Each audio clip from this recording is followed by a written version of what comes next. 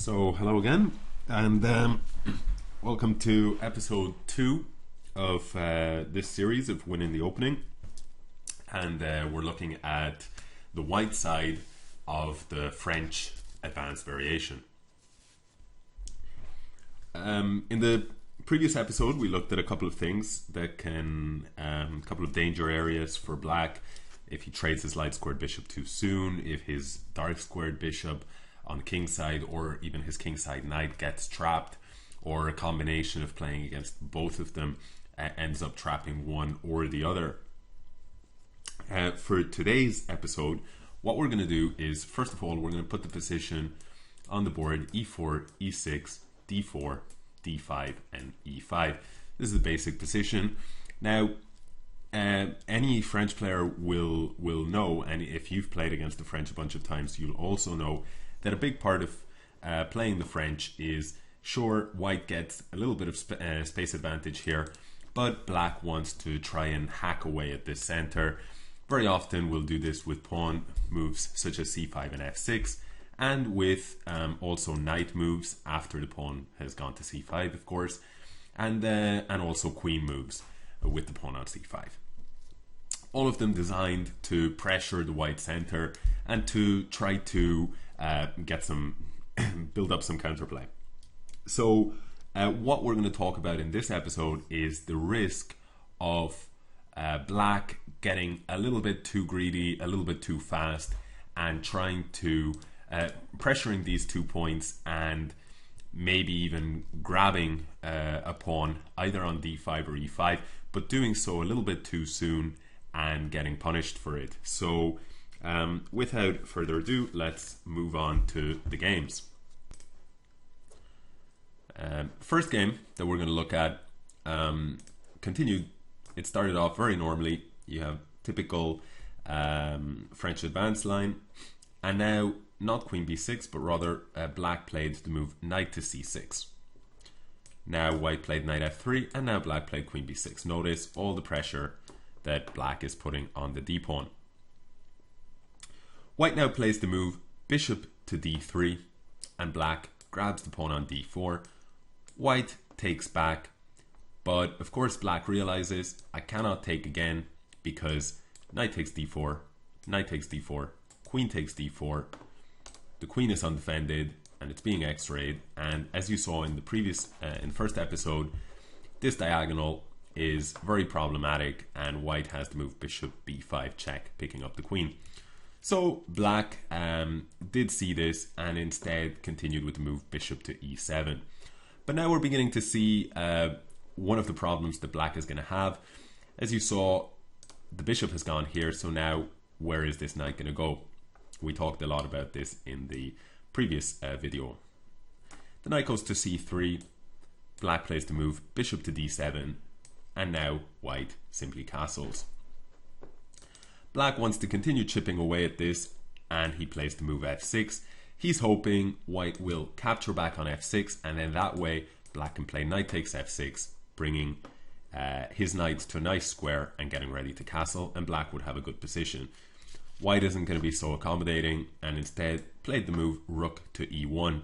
And now black really doesn't know what to do with this knight. He doesn't want to bring it to h6 because after bishop takes h6, well, this kind of pawn structure is no good and black's king is going to be in a lot of trouble. In fact, here white could capture on f6, bishop takes f6, and even play knight takes d5, straight away taking advantage of the weak king in the center of the board, and it's very hard to see how black is going to survive this. So instead, black here figured, well, now there is no threat of bishop b5 check because my bishop is on d7, so he went ahead and captured on d4. Problem is, after knight takes d4, queen takes d4, this diagonal has opened up against the black king, and after the move bishop g6 check, black had to resign. So moral of the story is, watch out for checks on b5 or on g6 when the queen when black captures on d4 a couple of times and tries to grab the pawn too soon. Okay, so we have the next position on the board here, starting from move 7, and it's basically the same as the previous game. And now black played the move f6, again trying to undermine the center. White castled, black played the move bishop to d7, white played knight c3, black played bishop to e7, and white played rook to e1. This time around, black made the same mistake again. Knight takes d4, knight takes d4, and now black realized, a 2250 player, by the way, quite a strong player, realized that after queen takes d4, bishop g6 was going to mean resign time, and instead he tried to keep the fight going with f takes e5.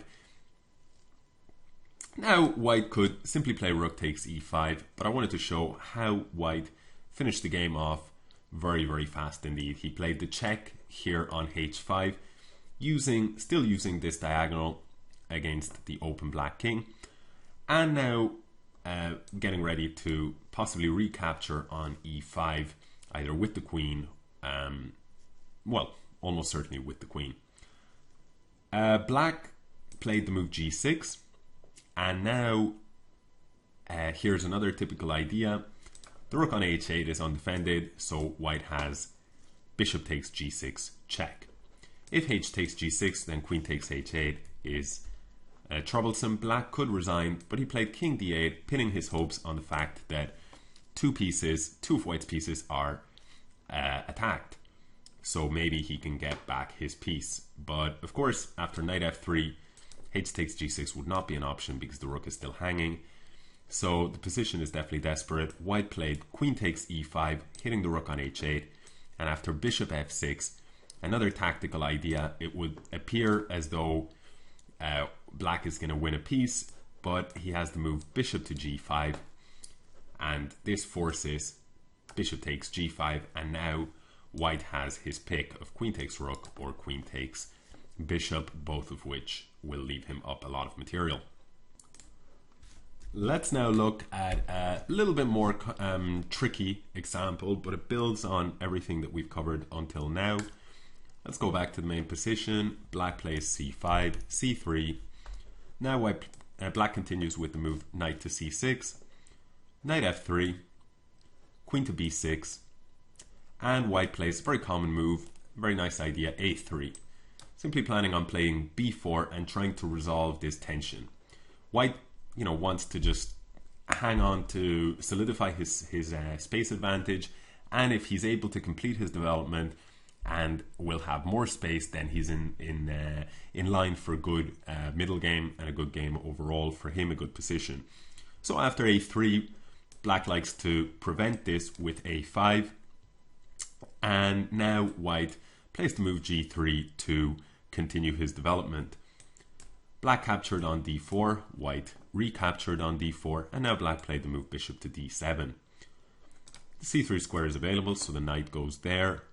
And now black plays the move knight to a7, perhaps with some ideas of trying to initiate some piece exchanges on the b5 square. This is pretty typical because black has less space, and so in general, when you have less space, your pieces get cramped. So if you swap off a few, then it is easier to maneuver. White has, I guess, a change of heart and plays the move bishop to d3. Black plays the move f5. By no means is this game a particularly well played opening, so do not follow, I think, either side's play. But what I want to show is the actual key position. Castle, black develops his knight to e7, rook e1, and the knight goes to g6.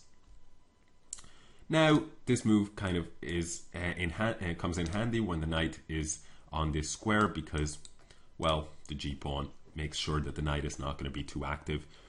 Black prevents this, but of course now there is this big weakness on g5, and that's going to be permanent. White brings his knight to g5, and now we get to the issue that we're looking at, which is the risk of capturing on d4 when you are not ready. Black goes ahead and captures the pawn on d4. Notice the knight was defending the pawn. It moved away, and black figured it was a free pawn. but white had actually set a trap. This time there is no check, but there is bishop takes f5, and the idea is very similar. The queen is being attacked, and after queen takes d1, white doesn't have to capture back immediately, but instead plays bishop takes knight on g6 with check, and next move he will get the queen back and he will be a piece and a pawn to the good. So black resigned. Okay, let's look at one more example of capturing on d4 when you shouldn't be capturing on d4. So once again, normal position on the board, c3, knight to c6, knight to f3, and f6.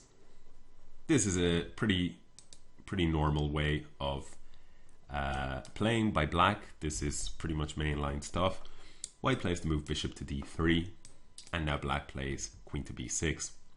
Again, putting more pressure here. White castles, c takes d4, c takes d4. Of course, now knight takes d4 would fail.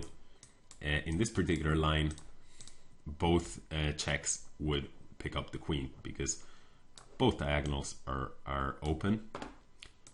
So of course, black sees this and instead plays the move bishop to d7. He's closed off this diagonal now. Knight goes to c3, and now he captures. Unfortunately, after knight takes d4, he now realizes that bishop g6 is a threat, and so he plays f takes e5. Once again, the same idea applies as in the last game. Queen h5 check, king goes to d8, queen takes e5. Of course, white is up a piece, and so black could resign, but he played on knight f6, bishop to e3, and now he played the move bishop to d6 and fell for another tactic. White here has the move knight takes e6 check, and if bishop takes e6, then bishop takes queen with check will win the queen. Black actually continued on for one more move and played the move king to e7, which is probably not necessary to continue given the fact that both players were rated over 2100. But white continued with the strongest option, knight takes d5 with check, and here if black captures back on d5, then white has the move queen takes g7 check, king takes e6. Now he can pick up the queen on b6 next move, or perhaps even give a check, king takes, queen takes, and then next move capture on b6, maybe even stronger. Either way, black had had enough and he resigned. So this is the idea with capturing on d4 a little bit too soon. Let's look now at some games in which black took on e5 ahead of time. Okay, so once again, d4, d5, and now e5, c5, c3, and here black, a 2200 player facing a very strong 2475 player. Black plays the move queen to a5. We've seen this in episode 1. The idea is to be able to take on d4, and white cannot recapture with the pawn, but white has the move d takes c5. Bishop takes c5 would be a mistake after b4 winning a piece. So so black in this particular case could capture with the queen, but instead goes back to c7 and prepares to recapture sooner or later, hits the e5 pawn. White plays knight f3, knight to d7, putting more pressure on this pawn, bishop to f4, holding on to it, bishop takes c5, bishop d3 developing, and now a very typical idea in the French defense, g5. It may seem like a bit of a kamikaze move at first, but the logic is sound. Basically, if the bishop takes the pawn, well, it's no longer defending e5. And if the knight takes the pawn, well, it's also no longer defending e5. However, in this particular case, there is a big problem. White captures on g5, already we can see that the king side is weak. The knight has been removed, opening up the queen's access. Now black took the pawn on e5, thinking, well, I've won a central pawn in exchange for the g-pawn. Normally that's a good thing, but after white plays the move bishop to b5 check, it is very, very difficult to find a good move for black. Black brought the king to e7, and now white had a very nice tactical idea. He played knight takes f7. Black cannot recapture with the knight because of the pin on the queen, so he took the knight with the king.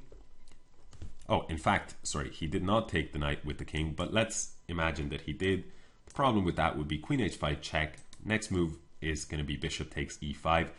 Black could try to hang on to the knight by defending it like this, but queen g5 check would force the king back, and now bishop takes e5 would create a double attack on the queen and the rook.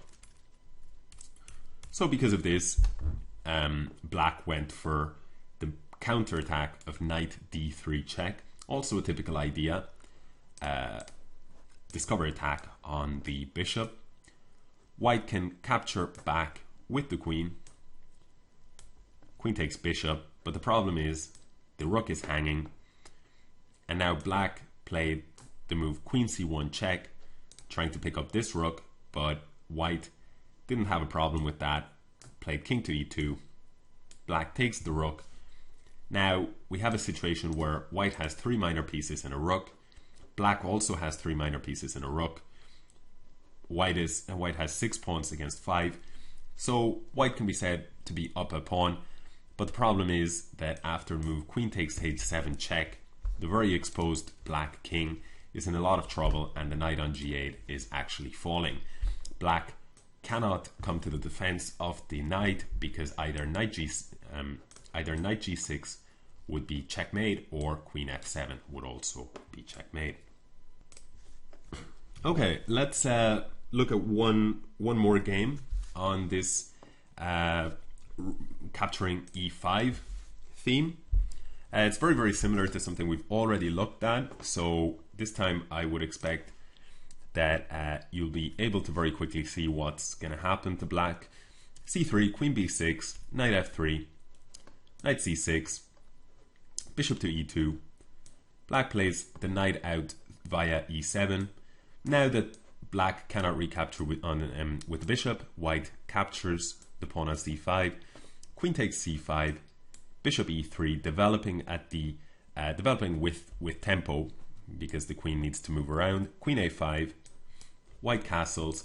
The pawn here may seem a little bit vulnerable. Black plays the move knight g6, threatening to capture the pawn. White defends with the bishop, and black plays the move a6.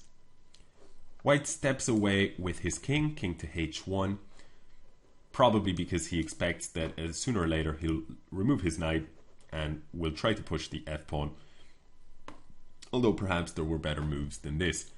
Black plays queen to c7, putting a lot of pressure on the e5 pawn, and now white plays the move rook to e1, x-raying the e-pawn, and black does not see what is happening until it's too late. He captures the e5 pawn, knight takes e5, knight takes e5, bishop takes e5, and here black finally actually resigned without taking the bishop, because after queen takes e5, the rook e1 move, the point of it is revealed, and white has to move bishop b5 check, winning the queen and the game.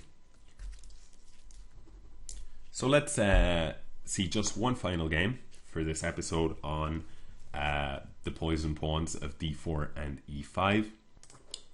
This next game is a little bit different, even different in the way that it started. It started off as a Sicilian, as a c3 Sicilian. Black now played e6, white played d4, and after c takes d4,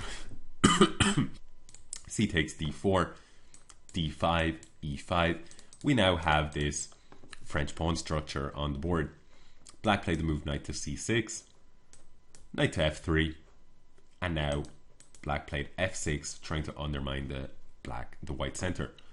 White played bishop to d3, bishop b4 check, knight to c3, and f takes e5, followed by d takes e5. Now here we have a situation where the king is pinned, or the knight is pinned because of the king on e1, and so black tries to exploit this with the move d4. But here a typical response in not just this opening but in a few openings, white has the move a3. Now if d takes c3, then a takes b4, and white is pretty happy because the dark squared bishop is very important. White will gain the bishop pair and have a good position. So black instead chose to keep his bishop. White plays b4, saving the piece. Same thing again. If this, then white will capture on a5. So black tried to hang on to his important dark squared bishop, but now white played the move knight to b5. Notice now white has two threats. The first is to capture the dark squared bishop, and then the second one is also to capture on d4, because after knight takes d4, knight takes d4, knight takes d4, then we have seen already that queen takes d4 will lose to either bishop b5 check or bishop g6 check. So black instead went ahead and captured the e5 pawn, but unfortunately after the move knight takes e5, if bishop takes e5, white has the move queen h5 check, and the bishop falls. As has happened in a couple of games so far, black realized this in time. He was a 2240 rated player, and he played the move a6. Of course, here white could simply capture on c7, then retreat the knight, and black's position would be completely hopeless. But white had an even stronger move, queen h5 check, which we've already seen before. Now, if the black king moves, let's say here, then queen f7 is already checkmate, since the knight on b5 is guarding the escape square of d6. So black blocked with the pawn, but once again the sacrifice bishop takes g6 is good here.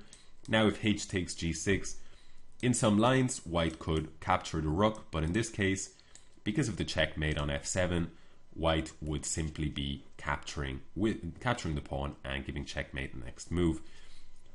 If black ignores the threat, then the bishop is coming into play, and so white is not only up a piece but has a crushing attack, and it should be checkmate very soon.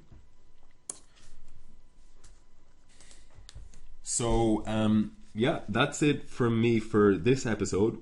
We have looked at the dangers basically of capturing on d4 too soon or on e5 too soon. In general, there are a couple of different problems.